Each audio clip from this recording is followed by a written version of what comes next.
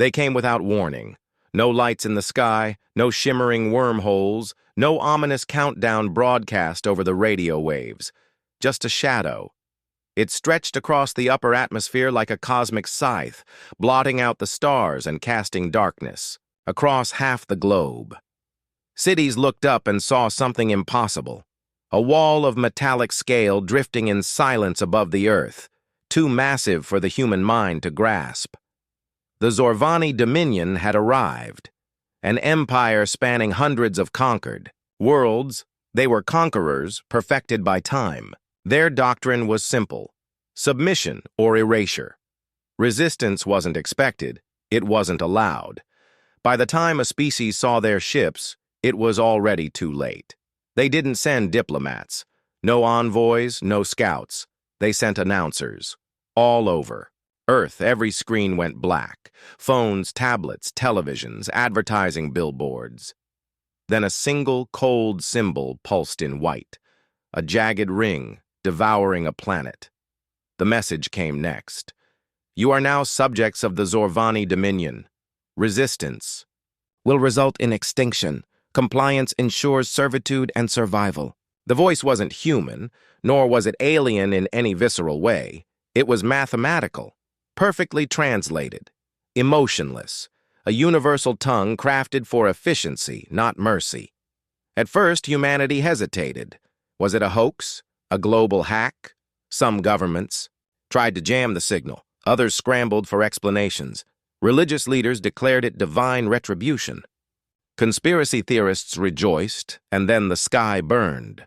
From orbit, the Zorvani launched precision kinetic strikes that pierced the atmosphere with no warning. Hypersonic rods of dense alloy that flattened bunkers, power stations, and communications. Hubs in seconds. The International Space Station was vaporized. GPS arrays and weather satellites blinked out of existence. The digital world died. Earth lost its eyes. In Paris, screams echoed as the Eiffel Tower was turned into molten slag. In Nevada, Shanghai, an entire tech district collapsed in a wave of searing plasma. In New York, Times Square went silent, save for the roar of a burning skyline. What remained of Earth's militaries scrambled jets, launched ICBMs, and threw everything they had skyward. It was like throwing stones at a tsunami. The Zorvani drones, sleek, arachnid machines bristling with alien weaponry, descended to the surface, rounding up civilians, killing those who ran. They were not interested in prisoners, only inventory. In the chaos, something ancient stirred inside humanity. A memory, hard-coded into its species, the fire of survival. At NORAD, buried deep beneath Cheyenne Mountain, a war council formed. Most of Earth's top brass were dead, but one name still carried weight: General Elena Rourke. A combat legend, Rourke had seen more wars than most historians. She stood in the flickering light of the backup generators, her face illuminated by static-covered monitors and casualty counters that climbed by the second. An aide stammered beside her, barely able to get the words out. They've taken out 24 major cities. The Russians are off the grid. The Chinese command network's gone. We're blind, General. Rourke didn't blink. So we feel around in the dark and punch harder. The room fell. Silent. Get me every secure frequency still working, she ordered. Shortwave, ham radio, cables strung between rooftops, hell, runners on motorcycles if we have to. We find the survivors. We organize. No nation, no borders, just humans. Ma'am, another officer said. They've leveled half the globe. We're outgunned, outmatched, maybe even out of time. Rourke lit a cigarette with shaking fingers. They think we're weak. That's good. Makes what comes next more painful. She looked around the room. Dozens of soldiers, engineers, hackers, scientists, and even janitors who refused to run. Listen up, she said, voice steel. We may have just met the gods of the stars, but we're the devils that crawl out of the fire. Outside, the earth burned, but not in silence, not in surrender. Something fierce had awoken, something desperate, something that fights with sticks, and stones if it must. The Zorvani thought Earth would roll over. Instead, humanity began to prepare to fight back. The first human victory came by accident, and it was soaked in blood. It happened in Nairobi. The Zorvani had dropped a terraforming beacon into the city's heart, a monolithic obelisk that pulsed with violet light, poisoning the air, cracking the earth, and converting the soil into something more Zorvani-compatible. Civilians scattered, hunted by aerial drones like animals. Among them was a former electrical engineer named Mwangi Kamau, who had once repaired fiber relays for a Kenyan telecom company. Now he scavenged burnt-out car batteries to rig roadside explosives. He wasn't alone. Word of General Rourke's resistance directive had spread on shortwave radios and analog networks, primitive by Zorvani standards but impossible to jam. Across the globe, survivors were forming cells, not armies, not governments, just fighters. In the ruins of Nairobi, Mwangi's group lured a Zorvani quadruped drone into a kill zone. It looked like a glass scorpion with a spinning neural array on its back. When it stepped on the pressure plate hidden beneath a flattened Pepsi sign, it triggered 12 kilograms of salvaged fertilizer and nails. The explosion tore the drone in half. It kept crawling. Mwangi grabbed a metal rod and stabbed it into the core, taking a searing blast of plasma to his side in the process. He died moments later, but the Zorvani didn't just lose a drone, they lost a signal. Because when Rourke's engineers intercepted the wreckage's black box, something became clear. The Zorvani used shared neural command frequencies to coordinate swarms of machines. The drones weren't autonomous. They were networked. It was their strength and their vulnerability. In the Colorado bunker, Rourke and her chief engineer, Dr. Harper Lynn, studied the cracked processor. They rely on tight frequency bands to stay in sync, Lynn said, her eyes gleaming behind smudged glasses. It's efficient, it's precise. It also means if we disrupt the signal, they go blind, Rourke finished. Can we jam it? With a few hundred microwaves and a city's worth of copper wire, maybe, Rourke cracked a rare smile. We've got a planet's worth of junk. Let's get scrappy. Elsewhere, the fight escalated. In the Siberian tundra, old Soviet bunkers sprang to life, sheltering civilians and reactivating Cold War-era EMP weaponry. In Brazil, favela gangs united under former special forces to launch raids against Zorvani drop zones, using Molotovs and stolen explosives to bring down alien recon crafts. Everywhere the Zorvani expanded, humans adapted. They fought dirty. They learned faster than the aliens expected. On day 19 of the invasion, a coordinated strike in Mumbai saw a group of teenagers using hacked Zorvani lenses to blind aerial patrols, allowing a stolen fuel truck to ram into a Spire generator and ignite. The entire sector, losses were brutal, but for the first time, the aliens were losing drones faster than they could replace them. Inside the orbiting flagship Calvex, Zorvani High Executor Ixandar Rowe watched the human resistance through a living datasphere of flickering violet images. The war map was growing unstable. He didn't understand. This species was supposed to break. Their technology was primitive, their biology fragile, their cultures fractured and petty, and yet they did not run. They organized. His second-in-command, a towering crystalline tactician named Vornex, hissed, "They are adapting at an illogical rate. It may be necessary to employ planetary sterilization." "No," Ixandar Rowe said slowly. "Not yet. We must understand them. This chaos, it is not in our models." He stared at a frozen image of General Rourke on a screen, a grizzled face, weathered by smoke and command. "Find her!" he ordered. "She is the signal node. Break her and the network collapses." Back on Earth, Rourke stood over a map of growing red zones, regions lost to Zorvani control. But for each one, green lights blinked to life. Nairobi, Mumbai, Rio, Kiev, Anchorage. We're not beating them in numbers, she told her command staff. We're beating them in will. We've been underestimated before, by kings, by tyrants, by nature itself. She slammed a fist on the table. And every time, we adapted. That's what humans do. She looked up. Let's make them regret ever coming here. The Zorvani didn't understand how humans kept surviving. They had scorched cities, silenced satellites, and shattered armies, but Earth refused to die. What was supposed to be a swift subjugation had become a slow bleed.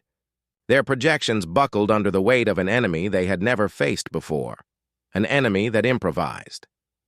In a warehouse-turned-lab outside Pittsburgh, a teenager named Arjun Patel stared at the twitching remains of a Zorvani scout drone spread across an operating table. Around him, makeshift workbenches were littered with soldering irons, car batteries, and hastily drawn schematics. Arjun had been a robotics hobbyist before the invasion. Now he was part of Rourke's underground tech initiative, Project Bastion. With help from retired engineers, college dropouts, and a few salvaged AI clusters, Project Bastion had one goal: turn alien tech against its creators. Arjun wiped sweat from his brow and twisted a capacitor into place. The drone's eye blinked green instead of violet. Boot sequence. Override successful, he grinned. Say hello to Earth's first hijacked recon unit. General Rourke stood in front of a live feed from the lab, arms crossed. Can it fly? She asked. Flies, spies, maps their positions in real time, Arjun said through the screen. And guess what? We installed voice commands. In English. Rourke chuckled darkly. You're telling me we've got an alien drone that takes orders from teenagers? Yes, ma'am. Rourke turned to Dr. Lin. We've got ourselves a new battlefield. With stolen drones, jerry-rigged comms, and reprogrammed Zorvani scanners, the tide began to shift. In Morocco, resistance cells used cloaking glitches in captured tech to vanish entire convoys into thin air. In Canada, ex-cybersecurity experts hijacked Dominion transmission towers to flood Zorvani systems with recursive logic loops, crashing patrol networks in 3 provinces. Even farmers joined the war. In rural Iowa, Genevieve Brooks, a 67-year-old, former crop duster, mounted plasma rifles salvaged from a downed cruiser onto her biplane and led sky ambushes over supply zones. She shot down 5 drones in 1 week and inspired a growing air militia called the Cloud Wreckers. But the most important victory came in the ruins of Manila. A coalition strike team, codenamed Ghostlight, used hacked Zorvani navigational relays to insert a compact warhead into the heart of a Dominion terraforming node. The resulting explosion not only destroyed the spire, but rippled through the Zorvani control lattice. For 3 hours across Southeast Asia, their drones went dead, completely, utterly, unresponsive. It was the first confirmed system-wide disruption. It was also the first moment Xandar Rowe felt fear. Back aboard the Calvex, the High Executor stood before a spinning hologram of Earth, its green and red indicators flickering erratically. They are not a single species, he muttered. They are a network of chaos. Vornex tilted its crystalline head. We have crushed worlds with hive minds, Executor. What makes this one different? Xandar's voice dropped. They are not united by thought. They are united by desperation. They do not follow a protocol. They become one under pressure. He studied footage of Rourke, of the hacked drones, of human children wiring alien circuitry like toys. They are not fighting like prey. In Cheyenne Mountain, Rourke addressed her growing team of resistance. Commanders threw a flickering global uplink. They've called us primitive, disorganized, weak, but that's exactly why they're losing ground. She walked in front of a projection showing Earth's new defensive perimeter, an uneven, battered patchwork of territories, tunnels, and liberated zones. We're not a monolith. We're a wildfire. You can't predict us. You can't suppress us. You can only burn while we learn." The room cheered. "Adapt and overcome," she said. "That's not just a strategy, it's the human way." By day 37 of the invasion, Earth's resistance had no capital, no flagship, and no unified army. But it had momentum. The Dominion had started this war believing they were superior in every measurable way. Now they were learning the most dangerous. Lesson of all, a desperate human isn't just hard to kill, they're impossible to control. The first Zorvani defector didn't speak. It bled, and it begged. They found it outside the ruined outskirts of Johannesburg, limping through the ash with fractured exo-armor and a cracked helm. Its limbs were scorched, biocircuitry flickering, erratically. The alien collapsed near a human refugee convoy. At first, the fighters raised their weapons, but it didn't attack. It held out a device, an oblong memory core, then collapsed. Bleeding violet. Breathing smoke. When General Rourke received the transmission, she leaned forward in her chair. The recording showed Zorvani prisoners, chained and mutilated by their own kind. It showed subspecies laborers, forced to process, biomass from raised human cities. It showed experiments on living humans, failed attempts to integrate Earth's immune systems into Dominion wetware. Dr. Lin replayed the last frame. "Looks like they aren't as unified as they pretend to." "B," she whispered. Rourke nodded grimly. "Every empire is built on a lie." The refugee convoy had unknowingly rescued a Thrall-class genetic vassal, bred by the Zorvani to serve as organic maintenance crews, non-sentient, supposedly. But this one had evolved. It called itself Ryalch, a name it invented, defying its designation code. Once stabilized, it communicated via pulses through a translator node. Its message was short, simple, and world-changing. "Not all Zorvani obey. Some remember freedom." Rourke stood before the Underground Council, composed of scattered resistance leaders patched in from 5 continents. "This is the crack in the armor," she said. "If some of their own want to be free, we don't just have a war." She tapped the map. "We have a revolution. All across Earth, the resistance adapted its strategy. No longer just fighting to survive, but now to liberate." Captured broadcast arrays were hijacked. Ralch's image, glitching and scarred, was projected onto walls, into sky-hacked drones, and even transmitted into space on narrow-band frequencies. It carried a single phrase: "You are not alone. Disobey, defect, survive." And in time, others came. In the wreckage of Moscow, a trio of gray-skinned engineers slipped from the shadows, bringing stolen Dominion schematics. In Arizona, a captured supply drone turned itself in, its AI corrupted by human code, a digital sympathizer. Each time, Earth's people welcomed them with wariness, but also with hope. In orbit, Ixandar Ro's command fractaled into panic. "What is this infection?" he demanded. "We severed emotion from our vassals." Vornex hesitated. "You severed fear, Executor. You did not sever memory. And now they remember what it was to choose. For the first time, the Zorvani feared something more than losing Earth. They feared losing control." Underground, Arjun Patel and the Bastion team integrated new alien code into their evolving drone fleet. With help from Ralch, they developed multilingual mesh nets that could translate Zorvani sub-frequencies. That gave them a new weapon: communication.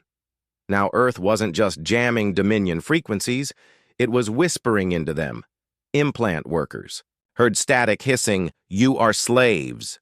Drone AI began to question rerouted orders. Low-level command nodes hesitated in fire authorization loops. Entire patrols froze, caught in logical contradiction. And above it all, a message pulsed in alien code from hidden uplinks. "The humans are not your enemy. They fight for their world. You can fight for yours." Rourke sat in the war room, listening. to the latest transmission from a Thrall pilot who had crashed his Zorvani scout ship into a fuel rig, on purpose. 4 of them now, Dr. Lin murmured. Defectors. Rourke's voice was quiet. 4's a movement. She stood slowly, voice iron. This ends one of 2 ways. We break their fleet or we turn it against itself. She raised her eyes to the screen showing Earth from above, now surrounded by Zorvani ships burning brighter than ever. They called us weak. Now they know better. The Dominion had come to conquer a species.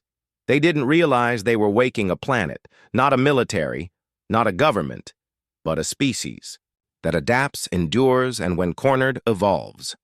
The first Zorvani defector didn't speak. It bled, and it begged. They found it outside the ruined outskirts of Johannesburg, limping through the ash with fractured exo-armor and a cracked helm. Its limbs were scorched, biocircuitry flickering, erratically. The alien collapsed near a human refugee convoy. At first, the fighters raised their weapons, but it didn't attack. It held out a device, an oblong memory core, then collapsed, bleeding violet, breathing smoke. When General Rourke received the transmission, she leaned forward in her chair. The recording showed Zorvani prisoners, chained and mutilated by their own kind. It showed subspecies laborers forced to process biomass from raised human cities. It showed experiments on living humans, failed attempts to integrate Earth's immune systems into Dominion wetware. Dr. Lin replayed the last frame. Looks like they aren't as unified as they pretend to be, she whispered. Rourke nodded grimly. Every empire is built on a lie. The refugee convoy had unknowingly rescued a Thrall-class genetic vassal, bred by the Zorvani to serve as organic maintenance crews, non-sentient, supposedly. But this one had evolved. It called itself Ralch, a name it invented, defying its designation code. Once stabilized, it communicated via pulses through a translator node. Its message was short, simple, and world-changing. Not all Zorvani obey. Some remember freedom. Rourke stood before the Underground Council, composed of scattered resistance leaders patched in from 5 continents. This is the crack in the armor, she said. If some of their own want to be free, we don't just have a war. She tapped the map. We have a revolution. All across Earth, the resistance adapted its strategy, no longer just fighting to survive, but now to liberate. Captured broadcast arrays were hijacked.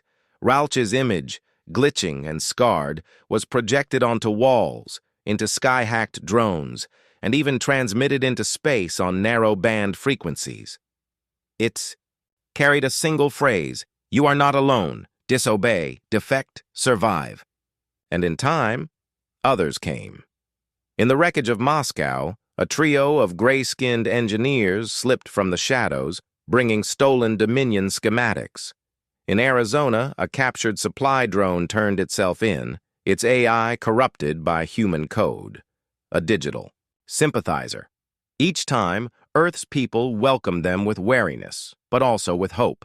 In orbit, Ixandar Ro's command fractaled into panic. "What is this infection?" he demanded. "We severed emotion from our vassals." Vornex hesitated. "You severed fear, Executor. You did not sever memory. And now, they remember what it was to choose." For the first time, the Zorvani feared something more than losing Earth. They feared losing control. Underground, Arjun Patel and the Bastion team integrated new alien code into their evolving drone fleet. With help from Ralch, they developed multilingual meshnets that could translate Zorvani subfrequencies. That gave them a new weapon. Communication. Now, Earth wasn't just jamming Dominion frequencies. It was whispering into them. Implant workers heard static hissing, "You are slaves." Drone AI began to question rerouted orders. Low-level command nodes hesitated in fire authorization loops. Entire patrols froze, caught in logical contradiction, and above it all, A message pulsed in alien code from hidden uplinks. The humans are not your enemy. They fight for their world. You can fight for yours. Rourke sat in the war room, listening to the latest transmission from a Thrall pilot who had crashed his Zorvani scout ship into a fuel rig. On purpose. 4 of them now, Dr. Lin murmured. Defectors. Rourke's voice was quiet. 4's a movement. She stood slowly, voice iron. This ends one of 2 ways. We break their fleet, or we turn it against itself. She raised her eyes to the screen showing Earth from above. Now surrounded by Zorvani ships burning brighter than ever. They called us weak. Now they know better. The Dominion had come to conquer a species. They didn't realize they were waking a planet, not a military, not a government, but a species that adapts, endures, and when cornered, evolves. They called it the Sol Rebellion. It began on Earth, but it would not end there. The first true mutiny erupted on Titan's mining colony, a long-forgotten outpost where Zorvani vassals extracted cryo-fuel beneath methane skies. The workers had been vat-grown to obey, their minds tethered to Dominion control protocols, but one of them, designation Y9920, received a transmission. A repeating phrase in alien code carried through hijacked supply drones. You are not alone. Disobey. Defect survive. The message burned like fire through its neural web, and when the Zorvani overseer barked its next command, Y9920 did not comply. Instead, it crushed the overseer's throat with a hydro sledge. Others followed. By the time the next Dominion ship arrived, the colony was in flames, and the workers had repainted the walls in human letters. Free. General Rourke stared at the footage in stunned silence. They revolted, she whispered, on Titan. Dr. Lin sat back, awe on her face. It's spreading. They're not just defecting now. They're fighting back. Across the command room, cheers broke out. Maps lit up as new symbols blinked into life. Resistance reports not from Earth, but from space. Humanity's war was no longer isolated. It had become a contagion. The Zorvani responded with fury. They initiated Protocol Emberfall, an orbital bombardment campaign targeting Earth's liberated zones. Plasma fire rained from the sky over Brazil, Kenya, Thailand. Entire forests turned to glass. But it was too late. The people no longer fled in fear. They fought back from underground. Human drone fleets, once cobbled together from scrap, now swarmed like insects, harrying Dominion forces with unpredictable tactics. Civilians disguised AA batteries in abandoned buildings. Children carried EMP satchels through sewer tunnels. Every death bred 10 new fighters. Every lost city became a trap. In orbit, the Dominion War Council fractured.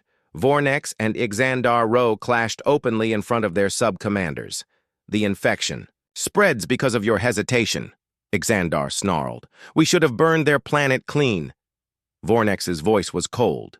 We could have ruled them, learned from them, but you chose domination, and now they've taught others to choose too. Ixandar raised his weapon. You forget your place. Vornex didn't flinch. No, I remember it. He stepped back and vanished in a phase blink. Within hours, 5 Dominion cruisers went. Dark, they didn't explode. They turned and joined Earth's orbit. Back on the ground, Arjun Patel and the Bastion team cheered as they decrypted signals from the defected ships. Their systems were reprogramming Dominion kill switches. Old Zorvani crew were being liberated by their own AI. 5 ships, Arjun said. Fully armed, fully operational. 5 stars of hope, said Ryalch, flickering beside him. Rourke's voice cut through the command feed. We're not just resisting anymore. She looked directly into the camera, where her face would be broadcast through every liberated relay across the solar system.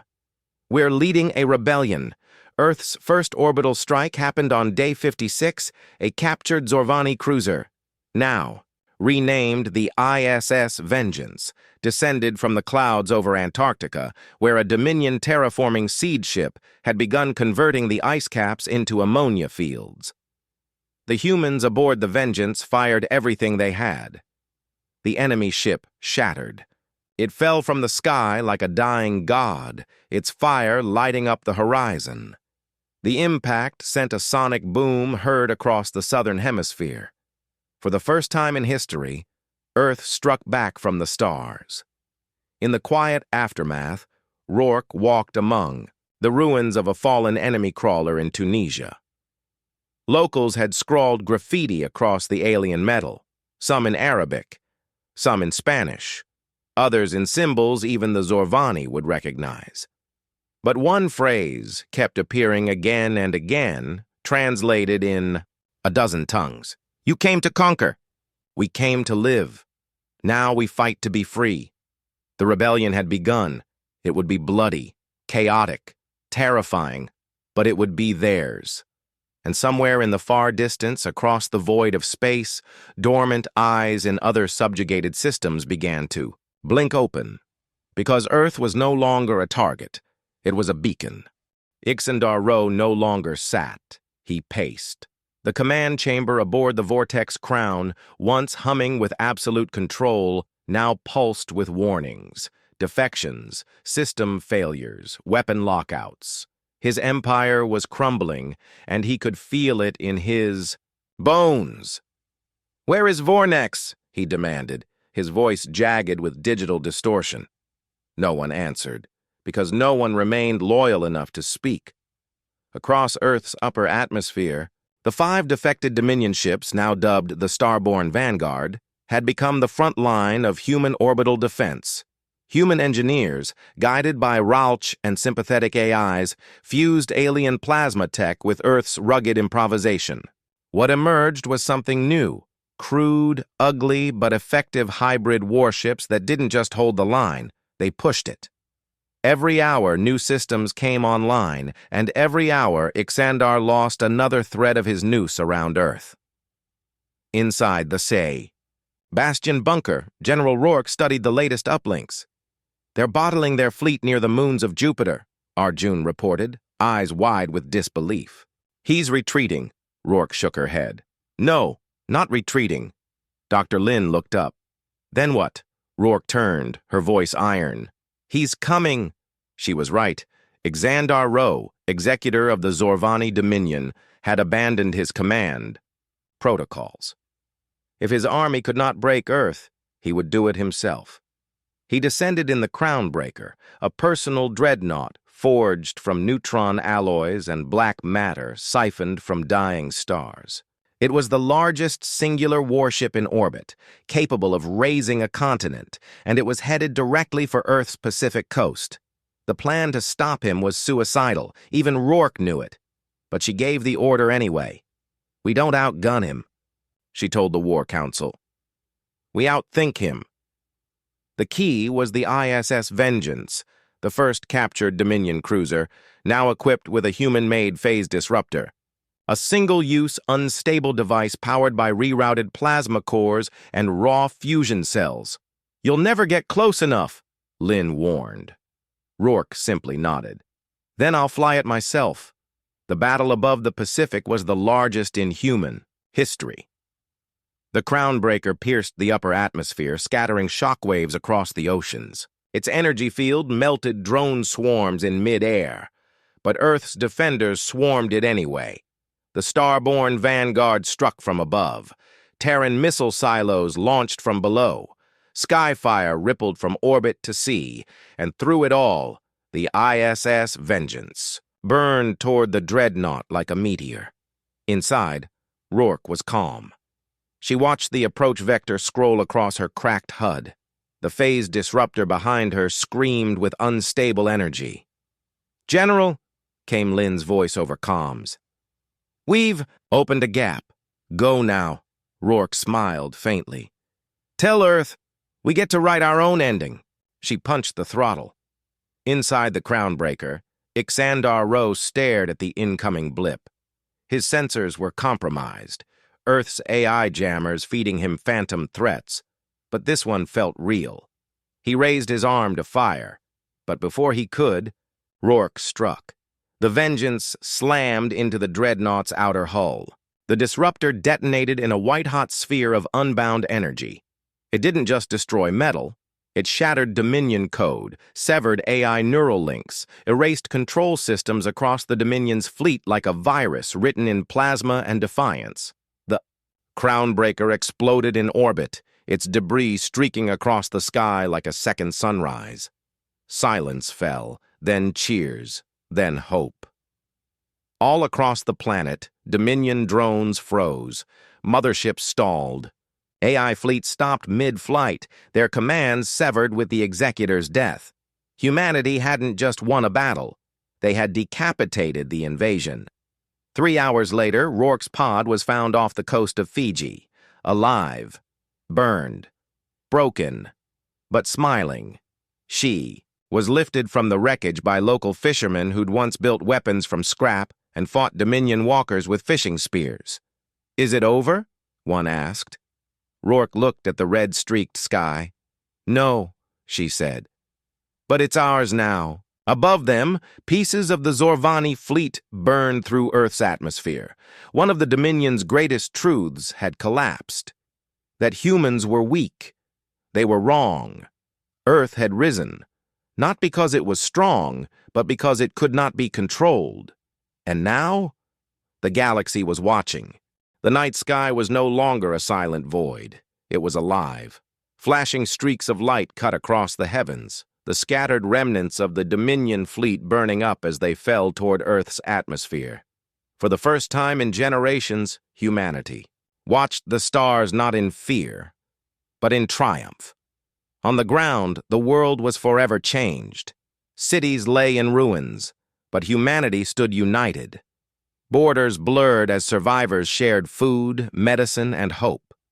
The alien invasion had been a crucible, forging fractured nations into one species, a species that had faced annihilation and chosen defiance.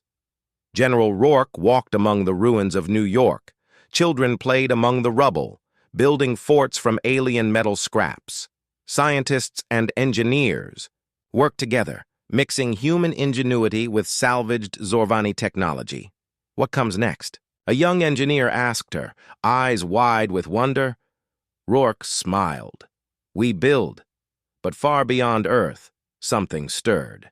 The message broadcast from Rauch, the Zorvani defector, had done more than spark a rebellion. It had reached the subjugated, systems, worlds enslaved by the Dominion's reach.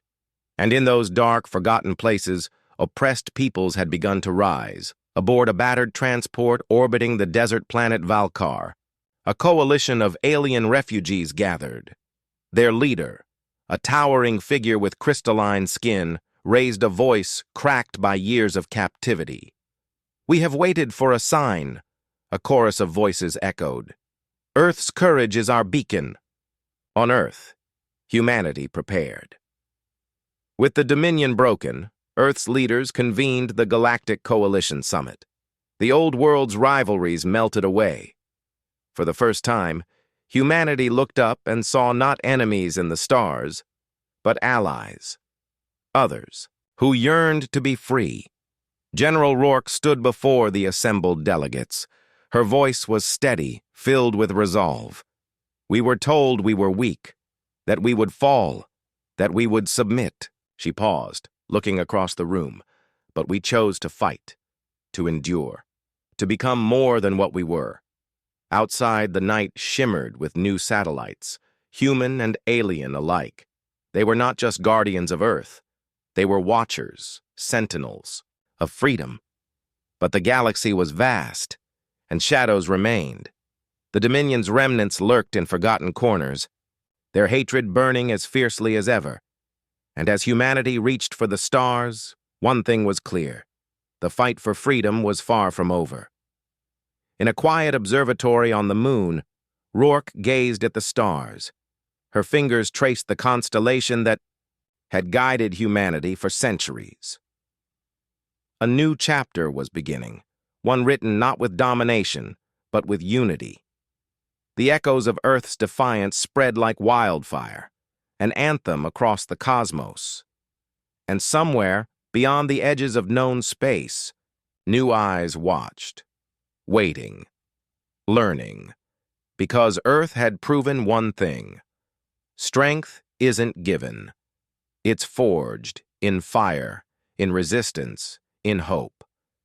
And humanity's story was only just beginning. The end.